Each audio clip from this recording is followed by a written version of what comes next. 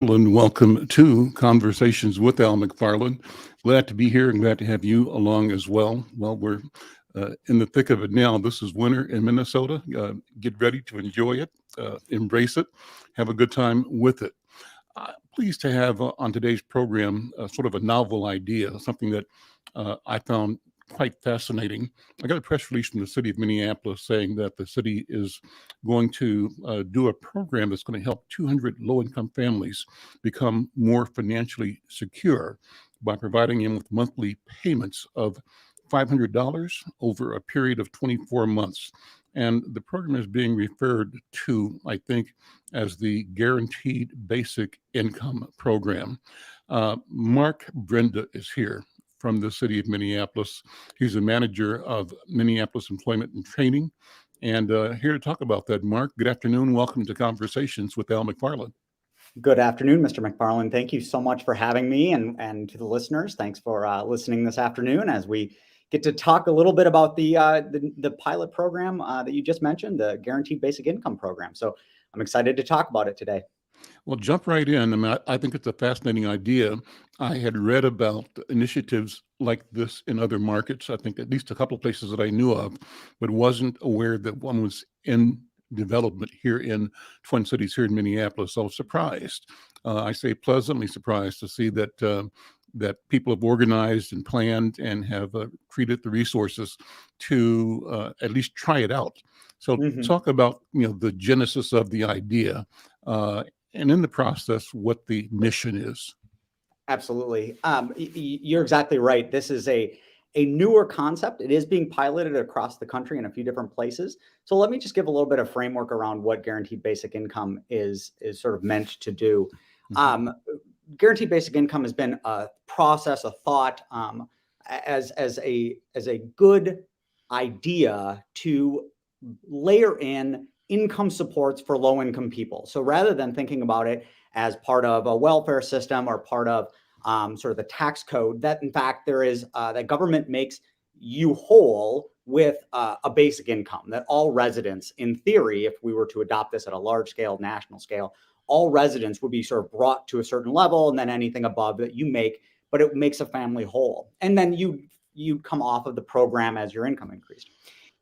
The idea of this having a national program rollout doesn't seem like it's going to happen anytime soon. So what ended up happening, and we've been seeing this across the country, that progressive cities have been spearheading this. And Stockton, California was the first. Their mayor, when elected, really put a lot of effort into this. Stockton has a very large, low income, high poverty community, and he felt that this could really turn the tide for some of my community. And so he invested in this project called Guaranteed Basic Income Stockton, and they are the first out of the gate. They launched it a few years ago. We are starting to get sort of data around how families and individuals are able to use these funds to stabilize their families. But as that project was getting rolling, there are many other cities that have started to think about it, whether it be Portland or Los Angeles. We've heard from Pittsburgh. We've heard from other cities, Chicago as well, Denver, I believe, and Minneapolis and St. Paul both are now launching theirs. St. Paul is ahead of us. They used some of their CARES Act dollars to launch a small GBI program for some folks that had been part of another City of St. Paul project. And when the Recovery Act dollars from the federal government came to the Twin Cities and came to Minneapolis, our mayor and then the city council voted on this and acted on this to create GBI in Minneapolis. And so what we're looking to do here is to provide 200 families in a 2-year pilot program, $500 a month for those full 24 months. So it equals out to about $12,000 over those 2 years. And so we're looking for applicants, and that's the phase we're in now. I wish I could say it was larger, but we're really piloting it with 200 families using these funds. And the idea really is about building access to stability, and then a family's ability to then make the next step, whether it be investing in any number of things, whether it be they need childcare resources or reliable automobile or rent supports. but we're not telling families how to spend the money. This money comes to those 200 pilot families each month to do what they need to do with it. So it is about assigning and giving agency to these families who know how to spend their money and to budget how they need it. So we're excited to launch it. I can talk about all the details, but I wanted to give you guys a little bit of background to what we're diving into here. So what's the criteria? How does a person apply, number one, and what will determine if person A versus person B gets enrolled in the program? So what we've set out to do is, in this first round of within this pilot phase, we've looked at neighborhoods, zip codes specifically, that really have had a long history with high poverty levels, high unemployment, areas that have really seen sort of systematic and structural barriers to any number of economic advantages or economic opportunities. And so we've put some zip code restrictions around it. Those are listed on our website. I won't list them all here, but those 9 are, most of them are sort of core Minneapolis neighborhoods: North Side, South Side, Central South Side, into Cedar Riverside, and a little bit into Northeast Minneapolis. The other criteria is that you meet an income guideline of what we're calling 50% area median income, which essentially establishes about a family of 4 with an annual income of $52,000 or less. And there is a scale, and we've got that mapped out. And then the third criteria that we're layering onto this, and we're trying to keep it as simple as possible, is that you've been negatively impacted by COVID over the last 1.5 to 2 years. And knowing the communities that we're speaking to, the community at large currently going through so much, and Omicron now, in our communities, that won't be a particularly hard criteria to meet, considering so many people have been economically impacted, whether it be increased childcare costs, loss of hours, whatever it might be. So those are really just the criteria to apply for the program. We have the application up. It's open till through the end of December. And we're asking folks to fill it out if they feel they meet those criteria. We've kept it simple. It shouldn't take more than a few moments to finish. And then you will go into a pool of applicants, and then we will randomly bring 200 households into the pilot project. What's your guesstimate for the likely response? What have other cities experienced? And you got 200 slots. What do you think the demand is going to be? Many, many thousands. We know that within the targeted zip codes, we know we have many households and many individuals who meet this income criteria, as well as been impacted by COVID. And so we know the demand is going to be high, but we didn't want to limit our outreach. We want families to know about this. We want to know that this is a pilot, but what we want to show is that there's potential activity within this. There's potential long-term ramifications. So we wanted people to know about it. We want people to apply. And yes, it is 200 families or 200 individuals and households. But we just really hope that we have lots of folks who take an interest in this, and then we can show proof of concept, and that over the 2 years we can see the impacts this makes on our communities, and advocate and lobby for a continuation of a program or adaptation of a program. Eric Hansen's joined us. Eric is the Director of Economic Policy and Development with the City of Minneapolis. Eric, good to see you, my friend. How are you? Yeah, I'm very well. Thank you for having me today, Mr. McFarlane. Please call me Al. Thank you so much. I'm wondering what, Eric and Mark, so the program, let's say, is successful. You establish and meet the metrics or exceed the expectations. Then what do you do? Do you see this rolling out citywide, statewide, metro-wide?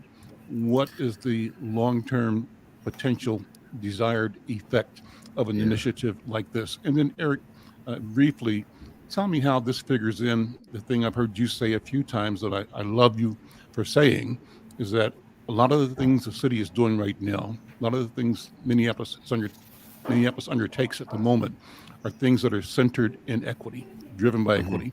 How does this figure into that desire for the city to be equitable? Yeah,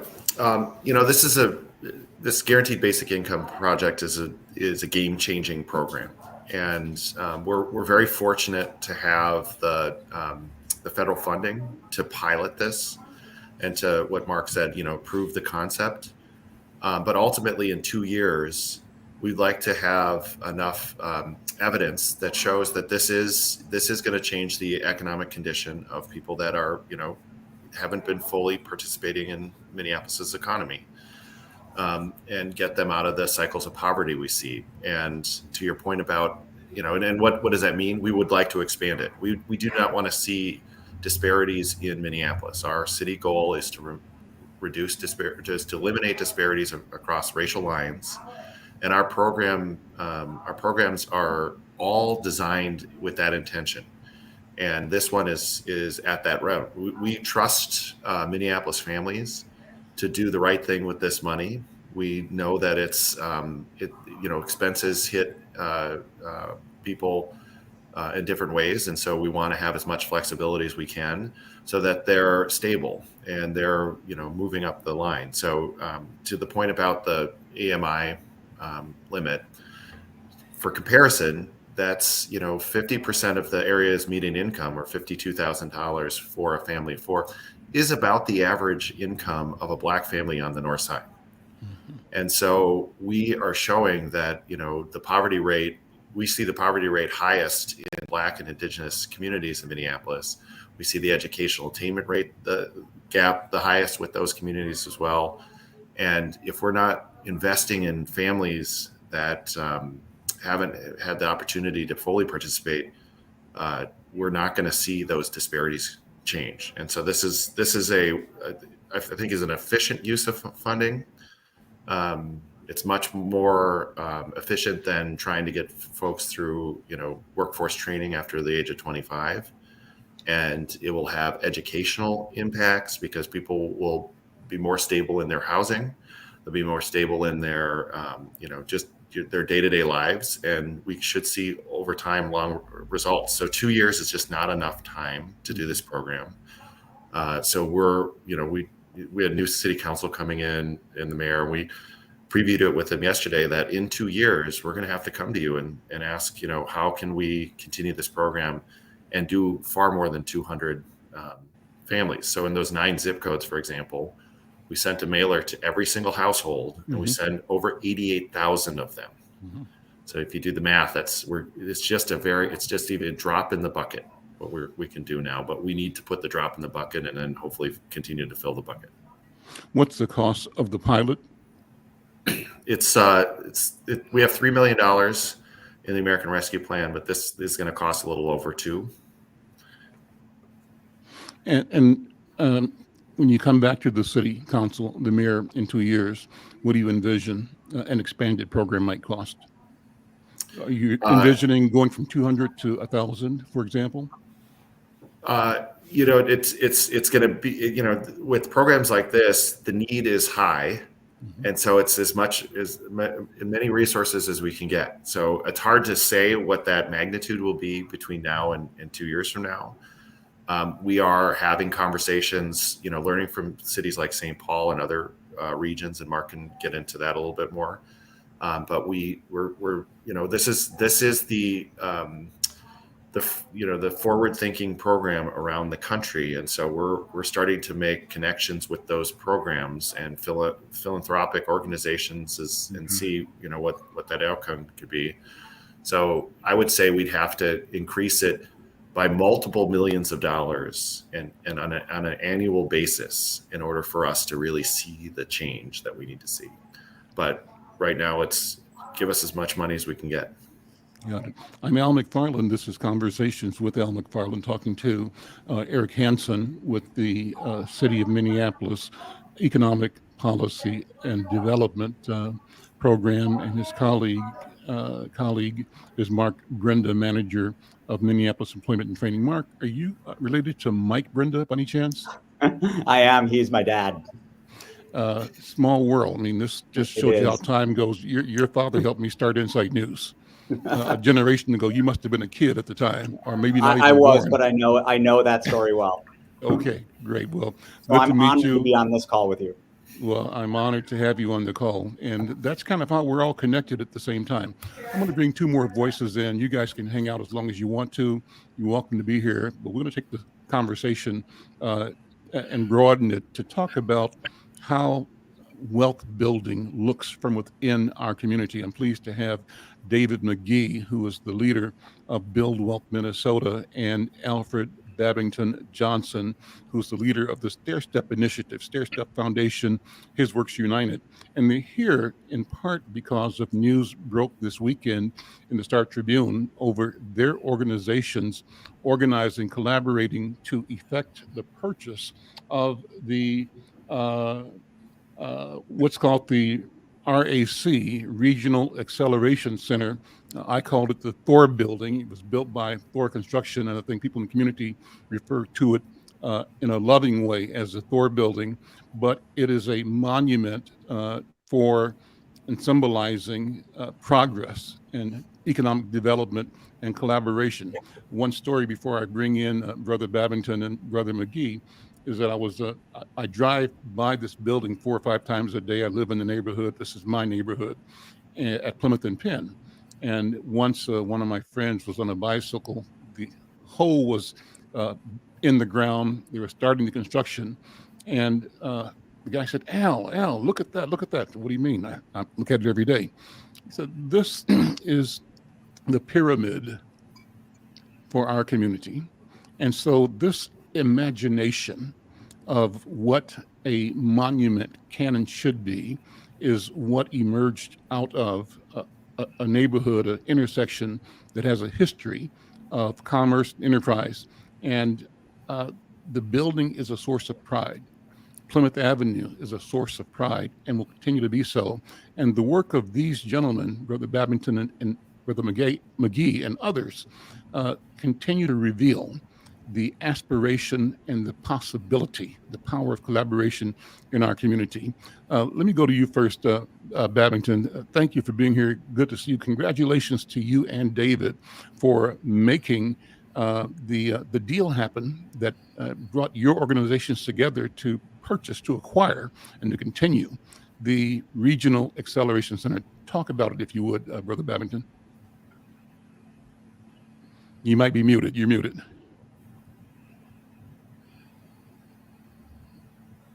There we go. Did you contrive to mute me?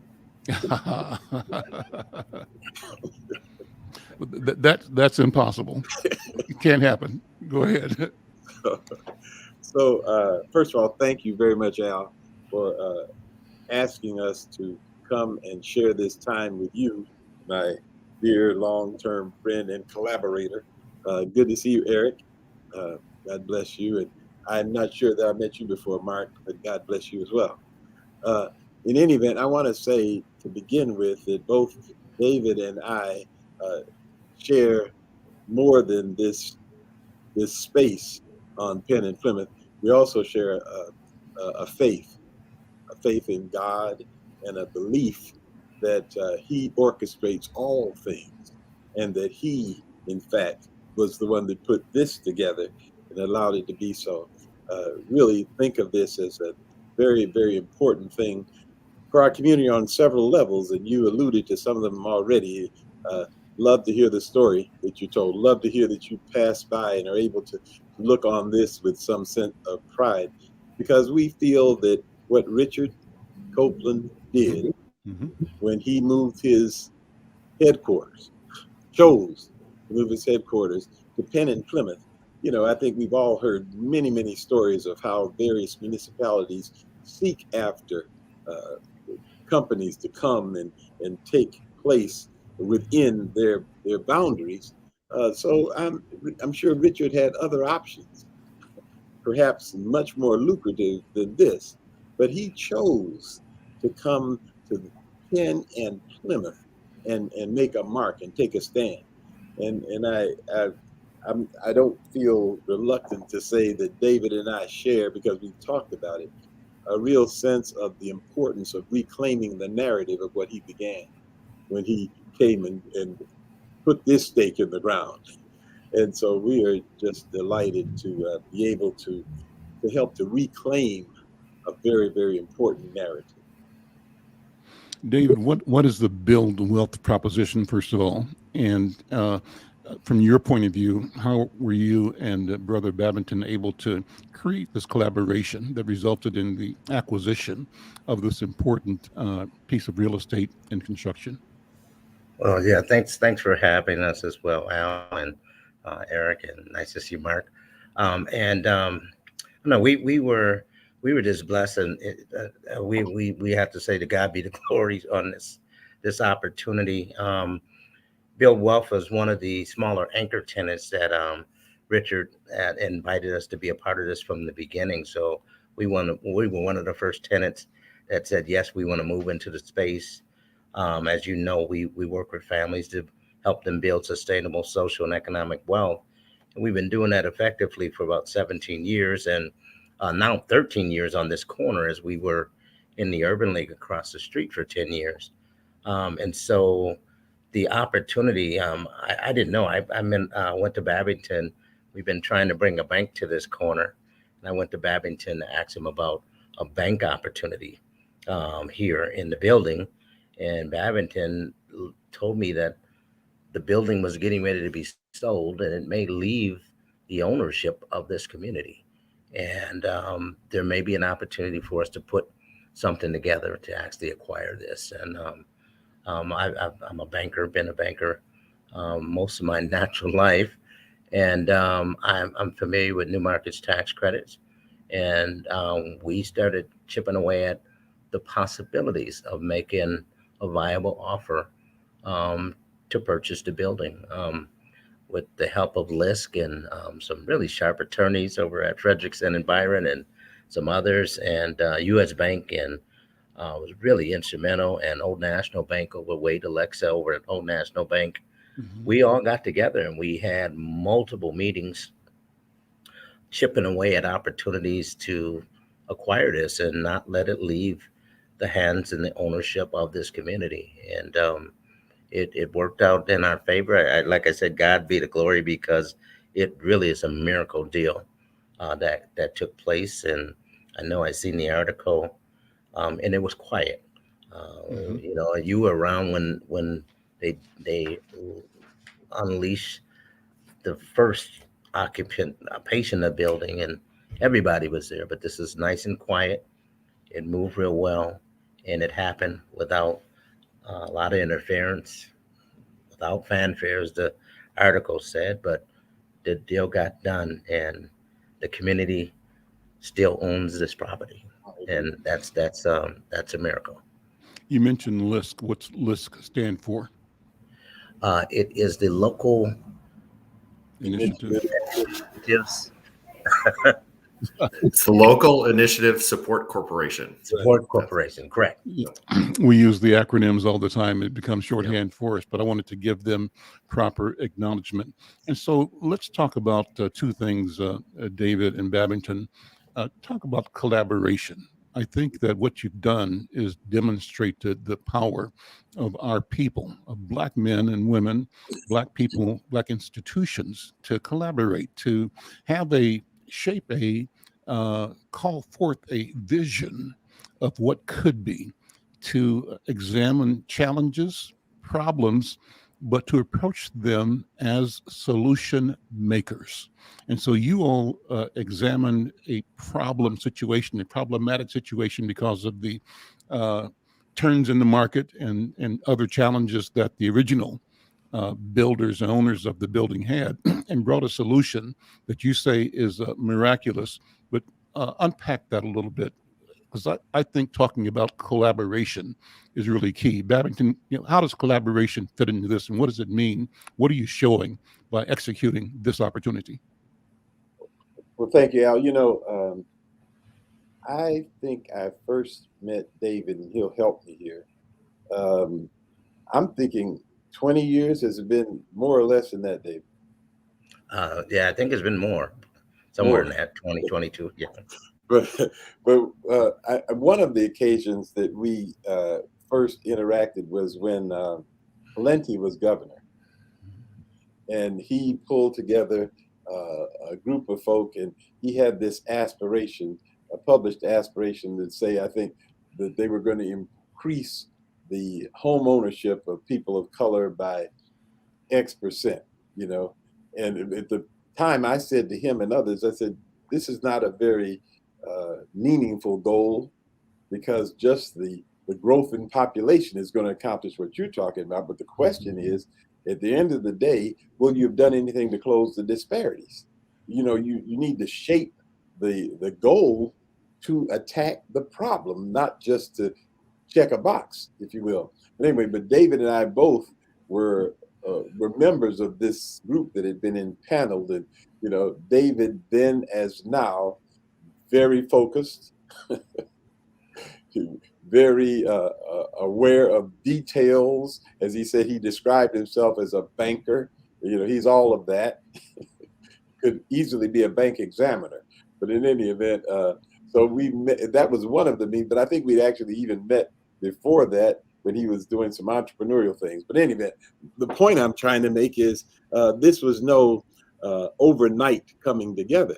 You know, over the period of years, you get a chance to kind of see people, understand them, find out whether or not you share values. And I think from the beginning, it was clear to me that we did, in fact, share values.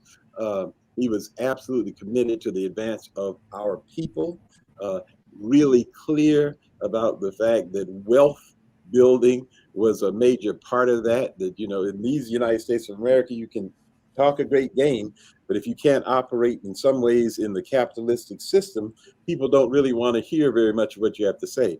So he had committed himself, and I could see that clearly, both to helping people individually build wealth, but then also he had this dream, aspiration, which I share with him and I support him in, of actually developing a bank, you know, that was ours, that meaningfully, not just in some superficial way. So I think the collaboration ultimately, Al, as I think the collaboration that you and I have shared, is a collaboration of values, a collaboration that is about commitment, a value that is around demonstrated consistency and persistence. You know, so I think those were the seeds on which we were able to come together and have enough belief in one another to actually enter into partnership going forward on this. David, what did it mean for you? How would you respond to the same question? I just think that there's some, you know, there's some value propositions that we both had shared, and community was key. And we had been engaged in a number of different collective opportunities and collaborations along the years. But it just seemed like we had the ability to do something very deliberate in this, and try to keep stay above the fray. And it was very critical that we collaborated in a way. And even the gentleman who came to do an article with us, to not disparage the Copeland family. Amen. And to get into any negatives. Richard Copeland and his family have done miraculous things here in the state of Minnesota, Las Vegas, Haiti, around the world. They've done some wonderful things, and he set the stage for legacy to be here. So it was very delicate the way we tried to collaborate in this without bringing in a bunch of people who wanted signage and, you know, who could disparage his work and disparage this opportunity as well. So this took you know, we're in an area, Minneapolis can be a different kind of place when you're trying to bring together something that's effective and it's of legacy and it has Black people in it. There's so many ways to try to disparage that opportunity. And so this took a kind of a very deliberate way of collaborating quietly to get this done with the owners and with the key stakeholders that heard us and seeing where we were going and could see the future, and us being the owners and us keeping this as a community partnership. And I think the collaboration with LISC stepping in and watching banks, you know, banks, I'm a banker, and we really go by numbers. It's cut and dry. It's either 2 and 2 adds up to 4 or you don't get the deal done. We had some banks really look beyond that and looked at some of the value propositions for this community with Old National Bank and US Bank stepping up and really looking at the value propositions of collaborating to bring this deal to allow us to be owners. I want to ask you both to kind of walk back through memory lane, I guess would be the right way to say it, Babington, and talk about the challenges that somehow you've been able to navigate through and around. Maybe it's the times that we're in.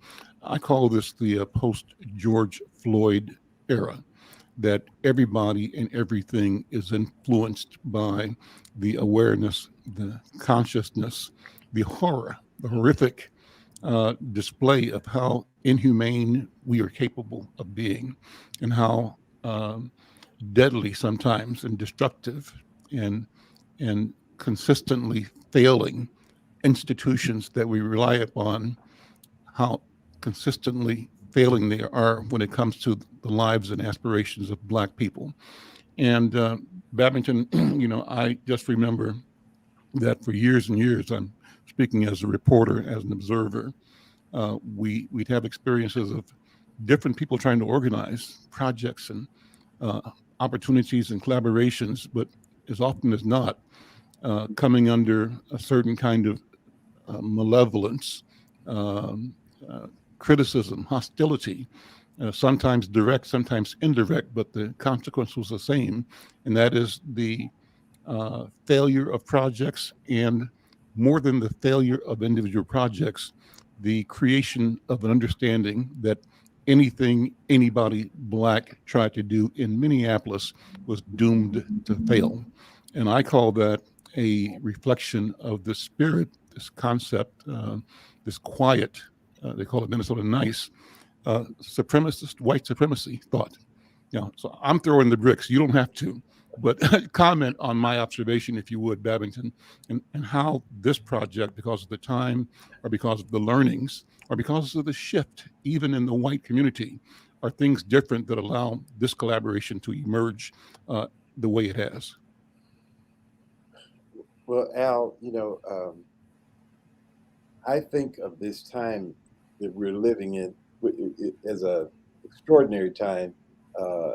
And even though people say history sort of repeats itself, I think the intensity of the currents that we are met with in this period of time are unrivaled historically, even. And two major events, certainly the George Floyd, the witnessing of the murder, the witnessing of the inhumanity of that moment, but this pandemic, which was the backdrop to everything for now 2 years and counting. I just was talking to someone recently in the Minnesota Department of Health about what we're dealing with, and I said, the Haitians have an expression that is apropos to this season, and it is, after the mountains, more mountains. So yes, surely in a season of challenge, with challenge on before. But Al, what I have come to believe, and I think your life personifies this as well, is that challenges really are disguises for opportunity. That's right. In the midst of however difficult situations might be, the ability to look in and see what the opportunities there are for advancement are part of the blessing of the moment. And again, I think with both David and I, this issue of, as bad as it is, God is in control, carries me through a lot of things. It allows me a continuous sense of optimism. And so I think, Al, the question gets to be, what are you about? What are your values? What are your aspirations? And are you able to kind of bring those to focus in the season of challenge? And the thing that you and I have shared from back when we started StairStep, the goal of StairStep is rebuilding community. Community, I believe, is the challenge of our times. And we talk about community as the way people behave when they believe they belong together. Well, a lot of good comes of that, accountabilities and helps and what have you.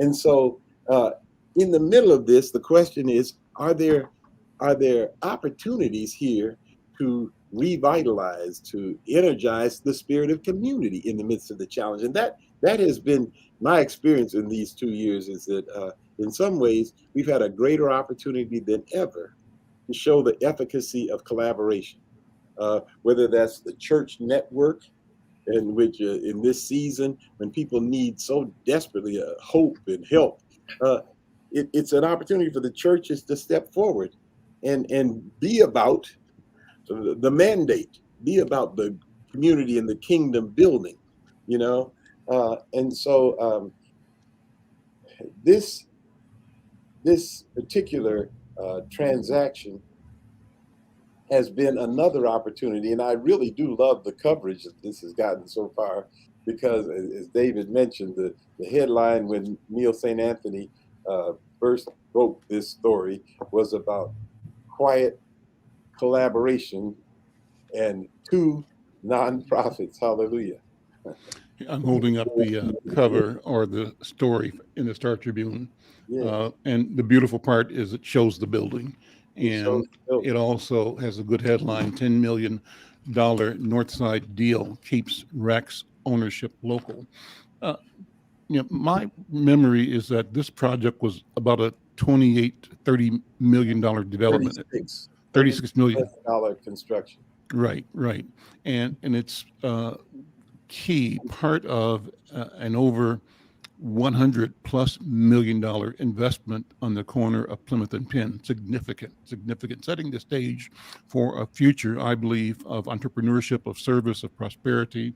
I recall, Babington, that when I first came to town, I think maybe in 68, 69, there was a gas station on the corner of Plymouth and Penn. There were 2 gas stations, one on that corner, which is the southeast corner, and there was also a gas station on the northeast corner, and some shops, a drugstore where the Ethnic drugs. Yeah, Desnick's, and then a bunch of small shops, I think, where the Urban League building is right now. And I watched that lot go from being the gas station to, at some point in time, becoming a McDonald's. Jim Anderson created a McDonald's there. It lasted several years. It didn't sustain itself. And then the ground lay fallow for almost 10, 12, 13 years until new development came. And this is the consequence of that. So I've watched this development happen over a long period of time. Talk about what Stair Step Foundation has been doing in that same period of time. You probably were launching the Stair Step idea at about the same time back in I'd say, I'm thinking you launched Stair Step in about 74, 75, 76. I could be wrong. Does that sound right? Well, actually, in January of 1992. 92 was for when Stair Step. Yeah. Okay. I was born before that, though. What I'm saying, you were doing this work in the 70s. That's what I'm saying. And so, because you and I met when you and I were both organizing. I was about to launch Insight Magazine, and you were creating NAMC. Yeah. NAMC. Yeah. So we've met this a long time. Oh, yeah. Mm-hmm. Yeah. So, but yeah, and again, and that's the same is true of David. I mean, I think we've all kind of had, excuse me. Whew, hallelujah. My God, excuse me. We've all been on this journey with a serious commitment to try to help our people for the kingdom's sake. It's a step beyond. And so the particular task that's in front of us may change and shift, but the intention is always the same. How do we move forward? How do we lift above the negativity, from without and within? Mm-hmm. We have enough negativity coming from the outside that we have to intentionally raise the esteem of our people. And I'm so grateful for this, and I'm glad for the picture you show. This is some structure Richard built here. Yeah. This is some structure. This is a monument, in the community, an anchor, and then to see Estes on the other side. And by the way, now by God's grace, the street on both sides is named for two giants. Mhm. from Penn to what is it, Russell is Richard Estes, or Estes, I forget the particular name of it, but it's Richard Estes, the name for him. Mhm. And from Penn to Oliver is the Richard Copeland Way. That's amazing. That's amazing. And the way I'm suggesting to you is about commitment and vision and leaving a legacy, making a mark. Eric, I'm gonna have you and Mark jump in here as well, because I want to Sure. see how this looks from your point of view as a person in city government. You've heard me and others like me criticize whether the city has been sincere, whether the downtown business establishment has been sincere, whether the moneyed interests in the city have been fair, equitable, intentional in responding to, engaging, in creating and supporting opportunities originated in our community. I think things are different, as Babington just said, but how does it look from you when you use the lens, your lens, to look at community? How does it look to you? Yeah. Well, I want to go back to what you said earlier about maybe, the Minnesota nice. That's totally true. I mean, the city of Minneapolis has historically not been inclusive. I mean, we just haven't, and that's a journey the city has been on since its inception. I had the good fortune of meeting Babington early in my career, and he gave me some advice that I've taken, in stride since we met. And I think that's like getting up to 20 years now. The property that where the building is sitting, that was owned by the city. When that McDonald's was torn down, it wasn't 12, 13 years. It was more like 20 some years before that building came.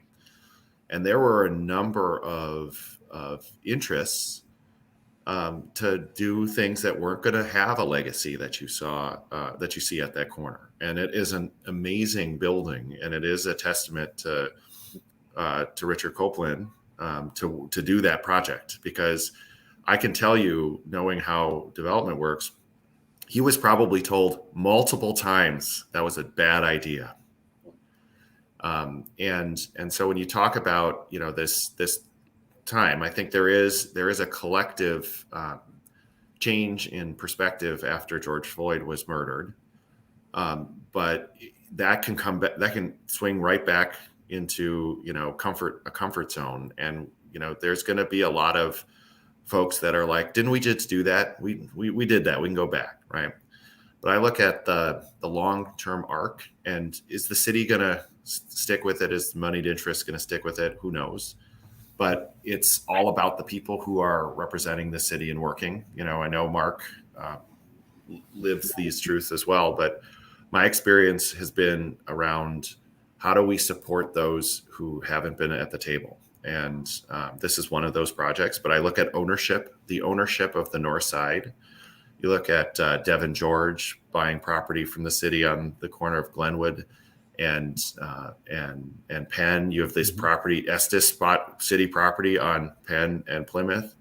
Jamez Staples purchased a building from the state of Minnesota on Plymouth and Emerson. We were able to help renovate a building that, about 10 years ago, but what Kenya McKnight bought at 1200 West Broadway. We saw during the unrest last year, when local Black-owned businesses were, when buildings were burning down, people were standing in front of those local Black-owned businesses with rifles and saying, "You're not going to come here." And so we're seeing some of that. But sorry, my dog's barking here. But one of the commonalities of those stories I was telling you is city ownership. Hold on a second. Okay. There we go. Let's So got it. Okay. I just want to finish my thought here. I'm sorry. Is the city owned all those properties and they were vacant and boarded for decades, and so the city has changed, but went a little bit through that journey and found community owned Black owners for those, and that's what I think is the long term.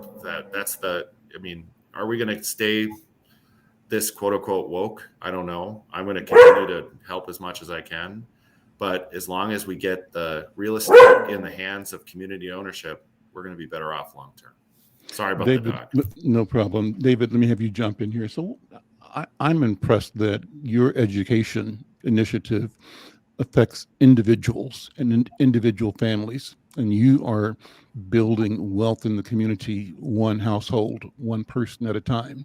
And so you're translating the principles of equity, of acquisition, of self-reliance, of understanding credit, understanding money. And so as you do that, what expectations are you creating? I'm thinking you're creating a sea of people, a fabric of community energy that is both capable and self-aware, and that is prepared to knit itself into new possibilities, new structures, new manifestations of the power of community, of culture, of things that reflect both our history, the historicity of our presence, but also a future, the futures that we can imagine. What do you think, David McGee? Yeah, right now we've been really working on generational wealth creation through education and teaching folks about systems, good and bad systems, and the conditioning that we've gone through all the way back since slavery. There's some conditioning that's been going on that we're starting to unlock and reveal and help families understand how systems operate intricately, and seeing themselves in them and seeing where they're not in them and seeing how they can use systems to help their families begin to build wealth and to literally build themselves away from the stripping of wealth. There's systems that have been set up for generations that have stripped wealth, and sometimes it gets to a place where we've almost been lulled to sleep in them. And so we've been locked in generational poverty. And we're starting to see families start to understand systems and opportunities for growth and ownership. And, we got, we're working on an initiative now to try to get 9,000 Black families in home ownership over the next 5 years, called 9,000 Equities. Minneapolis has the worst, I hate to go here, but they have the worst disparities in the country. 19% home ownership rate for Black families in the city of Minneapolis, and the state as a whole is near 77% for white families. And we look at side by side. How do you explain that? I mean, why and how does that exist? A number of things. I mean, there's been redlining, and there's been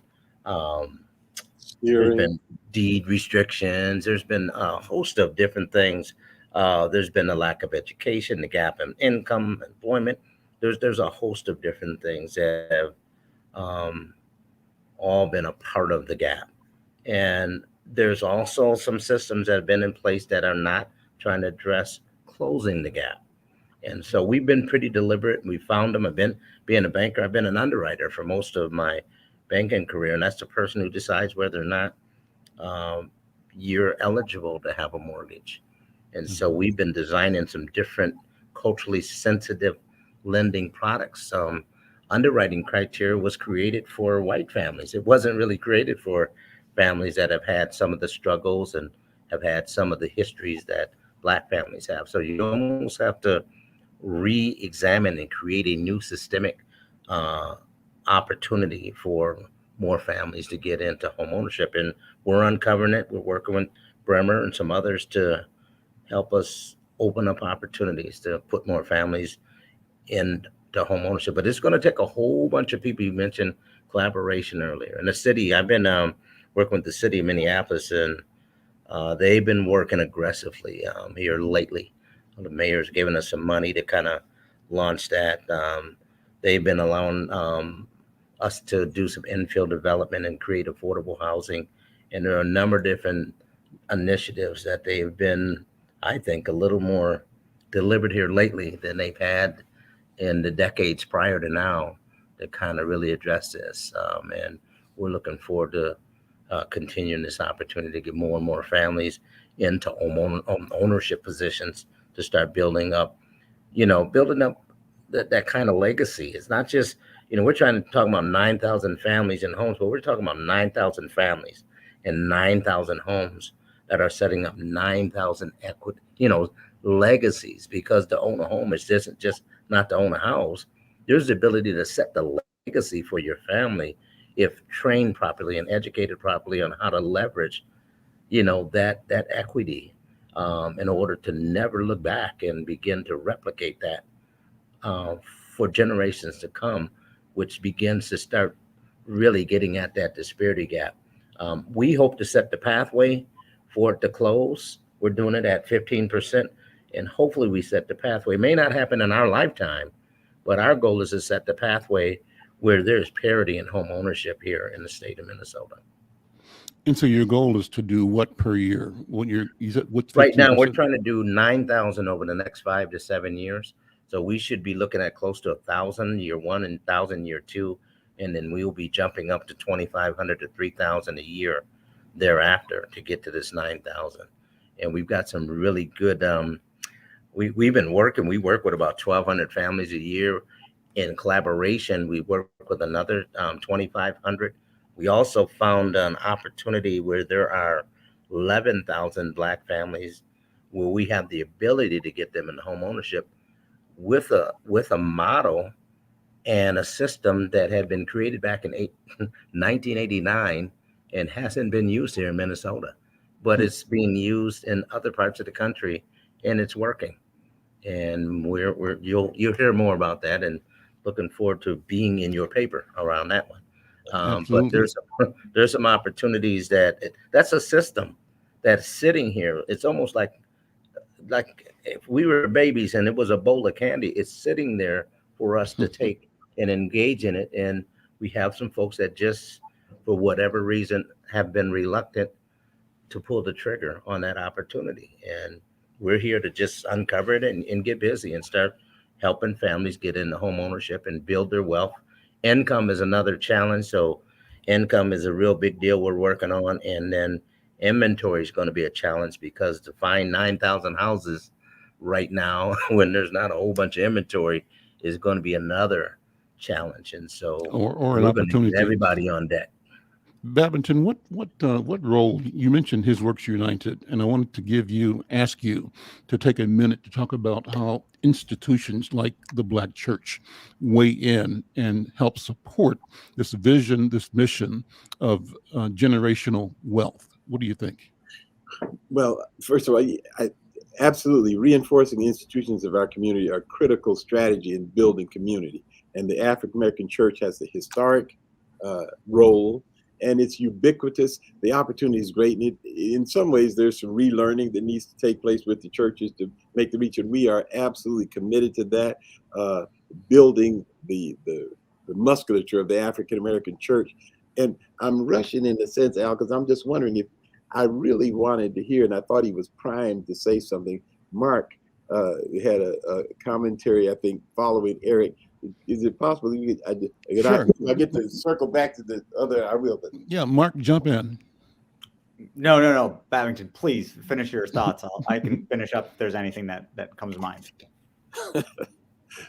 So the church is critical, and I think the issue, Al, that the Black press is critical. I mean, there are institutions that have to be reinforced in our community for the community to really move forward. It's not enough to just say, here's another one. Here's a little analogy that suggested to me. An airplane, 500 passenger airplane, filled to the gills. It took off.